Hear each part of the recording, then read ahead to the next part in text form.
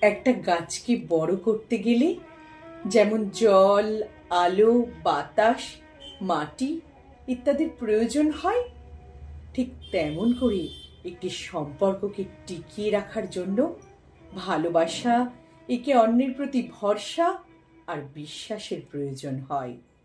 আর যাই হোক, সম্পর্ককে জোড়া তালি মেরে টিকিয়ে রাখা অসম্ভব।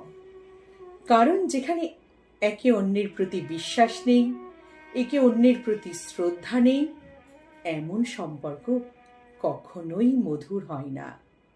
আর ভালোবাসা মানে একে অন্যের হাতে হাত রেখে কথা দেওয়া নয়, মুখে শুধু ভালোবাসি ভালোবাসি বলা নয়। ভালোবাসা মানে একে অন্যের প্রতি দায়িত্ব ও কর্তব্য পালন করা, যা প্রতিটি সম্পর্কের মাটিকে শক্ত করে।